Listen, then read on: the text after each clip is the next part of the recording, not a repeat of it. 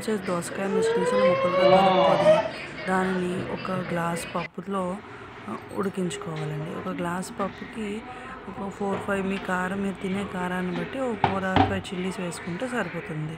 వాటిని తుంచి వేసుకోవచ్చు. తుంచి వేసుకొని మీ ఇంట్లో చిన్నపిల్లలు ఉంటే కొంచెం తగ్గించుకోవచ్చు. లేదంటే మీరు ఎంత కారం తింటారో దాన్ని బట్టి చూసుకొని వేసుకోవచ్చండి. ఇప్పుడు 4 వేసుకుని కుక్కర్ లిడ్ క్లోజ్ చేసుకొని కుక్కర్ని స్టవ్ మీద తీసి పెట్టుకోవాలి. స్టవ్ ఆన్ చేసుకొని ఓ 4-5 విజిల్స్ వచ్చాక పప్పు బాగా మెత్తబడిపోతుందండి.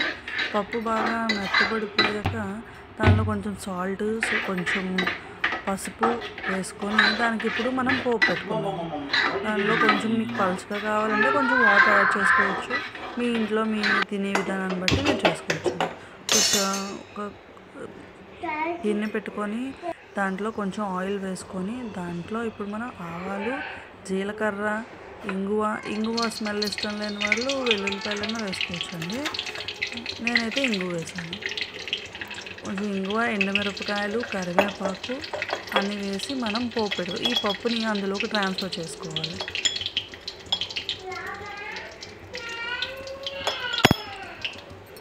వేసుకుంటే కరివేపాకు కూడా వేసుకోవచ్చండి. నా దగ్గర లేదు, అందుకే నేను స్కిప్ చేశాను.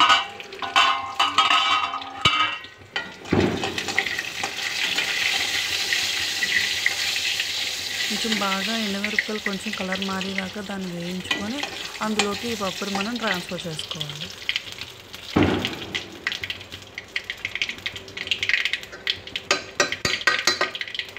ఇప్పుడు చూడండి కొంచెం కలర్ మారాయి కదా ఎండుమిరపకాయలు. కలర్ మారాక ఈ పప్పుని అందులో ట్రాన్స్ఫర్ చేసుకోవాలి. కొంచెం పలుచగా కావాలంటే కొంచెం వాటర్ వేసి యాడ్ చేసుకోవచ్చు. మా ఇంట్లో కొంచెం పలుచగానే తింటారండి, అందుకే నేను కొంచెం వాటర్ యాడ్ చేసి వేసాను.